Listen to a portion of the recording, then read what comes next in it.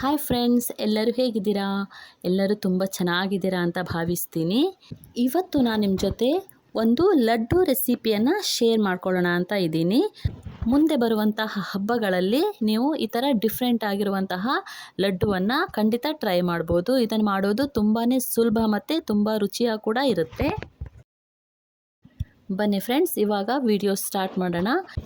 ಇವತ್ತು ಹೆಸರು ಕಾಳನ್ನು ಬಳಸ್ಕೊಂಡು ಹೇಗೆ ಆರೋಗ್ಯಕರವಾದಂತಹ ಲಡ್ಡುವನ್ನು ಮಾಡ್ಬೋದು ಅಂತ ತೋರಿಸ್ಕೊಡ್ತೀನಿ. ಇಲ್ಲಿ ನೋಡಿ, ನಾನು 1 ಕಪ್ ಹೆಸರು ಕಾಳನ್ನು ತಗೊಂಡು ಅದನ್ನು ಚೆನ್ನಾಗಿ ರೋಸ್ಟ್ ಮಾಡ್ಕೋತಾ ಇದ್ದೀನಿ. ಈ ಥರ ರೋಸ್ಟ್ ಆಗಬೇಕು. ಸ್ಲಿಮ್ಮಲ್ಲಿ ಇಟ್ಕೊಂಡು ಅದನ್ನು ಚೆನ್ನಾಗಿ ರೋಸ್ಟ್ ಮಾಡ್ಕೋಬೇಕಾಗುತ್ತೆ. ನೀವು ಈ ಥರ ಕಲರ್ ಬರಬೇಕು, ಘಮ ಬರುತ್ತೆ. ಆವಾಗ ಗ್ಯಾಸನ್ನು ಆಫ್ ಮಾಡಿ ಅದನ್ನು ತಣ್ಣಗಾಗೋದಕ್ಕೆ ಇಟ್ಟಿದ್ದೆ. ಇವಾಗ ತಣ್ಣಗಾಗಿದೆ. ಇದನ್ನು ಇವಾಗ ನಾನು ಪೌಡ್ರ್ ಮಾಡ್ಕೊಬರ್ತೀನಿ. ಇವಾಗ ಪೌಡ್ರ್ ಮಾಡುವಾಗ ಅದ್ರ ಜೊತೆಗೆ ನಾನು ಒಂದು 3 ಏಲಕ್ಕಿಯನ್ನು ಸಹ ಸೇರಿಸಿದ್ದೀನಿ. ಅದನ್ನು ಹಾಕಿ ಇವಾಗ ಇದನ್ನು ಪೌಡ್ರ್ ಮಾಡ್ಕೊಬರ್ತೀನಿ. ಬನ್ನಿ ಫ್ರೆಂಡ್ಸ್, ಇಲ್ಲಿ ನೋಡಿ, ಇವಾಗ ಪೌಡ್ರ್ ರೆಡಿ ಆಗಿದೆ. ಇದು ಎಷ್ಟು ನುಣ್ಣಗಾಗುತ್ತೋ ನಿಮಗೆ ಅಷ್ಟು ನುಣ್ಣಗೆ ಇದನ್ನು ಪೌಡ್ರ್ ಮಾಡ್ಕೋಬೇಕಾಗುತ್ತೆ. ತರಿ ಎಲ್ಲ ಇರಬಾರ್ದು. ನುಣ್ಣಗೆ ಪೌಡ್ರ್ ಮಾಡಿಕೊಂಡ್ರೆ ಚೆನ್ನಾಗಿರುತ್ತೆ. ಇಲ್ಲಿ ನೋಡಿ, ಇವಾಗ ಇದು ಕರೆಕ್ಟ್ ನುಣ್ಣಗೆ ಪೌಡ್ರ್ ಥರ ರೆಡಿ ಆಗಿದೆ. ಇವಾಗ ಇದನ್ನು ನಾನು ಒಂದು ಪಾತ್ರೆಗೆ ಶಿಫ್ಟ್ ಮಾಡ್ತಾಯಿದ್ದೀನಿ. ಇವಾಗ ಇದೇ ಜಾರಲ್ಲಿ 1 ಕಪ್ ಹೆಸರು ಕಾಳು ತೊಗೊಂಡಿದ್ದೆ ಅಲ್ವಾ, ಅದಕ್ಕೆ ಒಂದು 3/4 ಕಪ್, ಅಥವಾ ನಿಮಗೆ ಸಿಹಿ ಸ್ವಲ್ಪ ಕಡಿಮೆ ಇದ್ದರೂ ನಡೆಯುತ್ತೆ ಅನ್ನೋ ಹಾಗಿದ್ರೆ ಅರ್ಧ ಕಪ್ ಸಕ್ಕರೆಯನ್ನು ಪೌಡ್ರ್ ಮಾಡಿ ಎತ್ತಿಟ್ಕೊಂಡಿದ್ದೀನಿ. ಒಂದು ಪಾತ್ರೆಗೆ 3-4 ಸ್ಪೂನ್ ತುಪ್ಪ ಹಾಕಿ ಅದಕ್ಕೆ ಚಿಕ್ಕದಾಗಿ ಕಟ್ ಮಾಡ್ಕೊಂಡಂತಹ ಬಾದಾಮಿ ಮತ್ತು ಗೋಡಂಬಿಯನ್ನು ಚೆನ್ನಾಗಿ ಫ್ರೈ ಮಾಡ್ಕೋತಾ ಇದ್ದೀನಿ.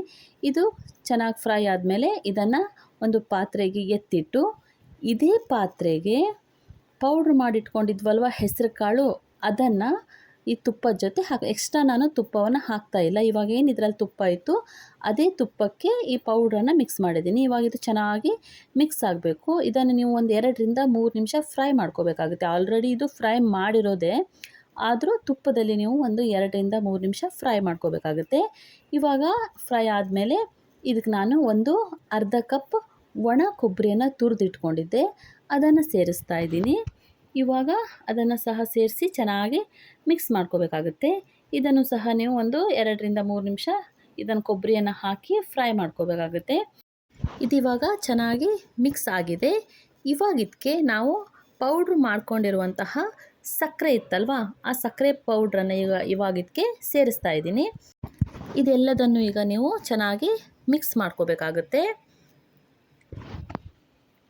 ಇಲ್ಲಿ ನೋಡಿ, ಇದನ್ನೆಲ್ಲ ಇವಾಗ ಚೆನ್ನಾಗಿ ಸಕ್ಕರೆ ಜೊತೆ ಇದೆಲ್ಲ ಮಿಕ್ಸ್ ಆಗಬೇಕು.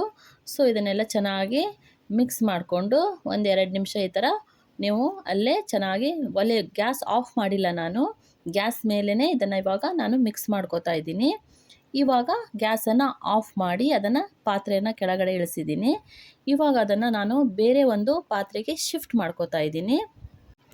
ಇವಾಗ ಬೇರೆ ಪಾತ್ರೆಗೆ ನಾನು ಇದನ್ನು ಹಾಕಿ ಇದಕ್ಕೆ ನಾನು ಆಲ್ರೆಡಿ ಫ್ರೈ ಮಾಡಿ ಇಟ್ಕೊಂಡಿರುವಂತಹ ದ್ರಾಕ್ಷಿ ಮತ್ತು ಗೋಡಂಬಿ ಇತ್ತಲ್ವ, ಅದನ್ನು ಇವಾಗ ಇದಕ್ಕೆ ಸೇರಿಸ್ತೀನಿ. ಇವಾಗ ಇದಕ್ಕೆ ನಾನು 1 ಕಪ್ ಕಾಯಿಸಿ ಆರಿಸಿದಂತಹ ಹಾಲನ್ನು ತೊಗೊಂಡಿದ್ದೀನಿ. ಅದನ್ನು ನೀವು ಒಂದೇ ಸಲ ಹಾಕಬಾರ್ದು, ಸ್ವಲ್ಪ ಸ್ವಲ್ಪ ನೋಡ್ಕೋತಾ ಕಲಿಸ್ಕೋತಾ ಮಿಕ್ಸ್ ಮಾಡ್ಕೋತಾ ಬರಬೇಕಾಗುತ್ತೆ.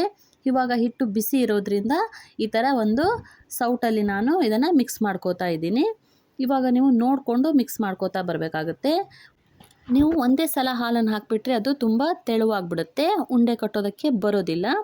ಸೊ ಇವಾಗ ಇದು ನೋಡಿ, ನಾನು ಇನ್ನೊಂದು ಸ್ವಲ್ಪ ಹಾಲನ್ನು ಹಾಕಿ ಇವಾಗ ಇದನ್ನು ಚೆನ್ನಾಗಿ ಮಿಕ್ಸ್ ಮಾಡ್ಕೋತಿದ್ದೀನಿ. ಇವಾಗ ಇದು ಕರೆಕ್ಟ್ ಒಂದು ಹದಕ್ಕೆ ಬಂದಿದೆ. ಇವಾಗ ನಿಮಗೆ ಲಡ್ಡು ಮಾಡಿ ತೋರಿಸ್ತೀನಿ ನೋಡಿ ಎಷ್ಟು ಚೆನ್ನಾಗಿ ಬರುತ್ತೆ ಅಂತ ಹೇಳಿ. ಇದು ಒಂದು ಸ್ವಲ್ಪನೂ ಒಡೆಯೋದಿಲ್ಲ, ಏನೂ ಇಲ್ಲ, ಚೆನ್ನಾಗಿ ಬರುತ್ತೆ. ನೀವು ಈಸಿಯಾಗಿ ಕಟ್ಬೋದು, ತುಂಬಾ ರುಚಿಯಾಗಿರುತ್ತೆ ಫ್ರೆಂಡ್ಸ್. ಖಂಡಿತ ನೀವು ಇದನ್ನು ಮನೆಯಲ್ಲಿ ಟ್ರೈ ಮಾಡಿ. ಇಲ್ಲಿ ನೋಡಿ, ಇದು ಆರೋಗ್ಯಕ್ಕೆ ಸಹ ತುಂಬಾ ಒಳ್ಳೆಯದು ಹೆಸರು ಕಾಳು. ಸೊ ನೀವು ಮನೇಲಿ ಒಂದು ಸಲ ಟ್ರೈ ಮಾಡಿ ಹೇಗೆ ಬಂದಿದೆ ಅಂತ ನನಗೆ ಕಮೆಂಟ್ ಮಾಡಿ ತಿಳಿಸಿ. ಅದ್ರ ಜೊತೆಗೆ ನಾನಿವತ್ತು ನಿಮ್ಮ ಜೊತೆ ಒಂದು ಸಂತೋಷವಾದಂತಹ ವಿಚಾರವನ್ನು ಶೇರ್ ಮಾಡ್ಕೋಬೇಕು ಅಂತ ಇದ್ದೀನಿ. ನನ್ನ ಚಾನಲ್ 1000 ಸಬ್ಸ್ಕ್ರೈಬರ್ಸನ್ನು ಕಂಪ್ಲೀಟ್ ಮಾಡಿದೆ. ಸಪೋರ್ಟ್ ಮಾಡಿದಂಥ ನಿಮಗೆಲ್ಲರಿಗೂ ನನ್ನ ಹೃದಯಪೂರ್ವಕ ಧನ್ಯವಾದಗಳು. ನಿಮ್ಮ ಸಪೋರ್ಟ್ ಯಾವಾಗಲೂ ಇದೇ ಥರ ಇರಲಿ ಅಂತ ಹೇಳಿ ಕೇಳ್ಕೊತೀನಿ. Thank you.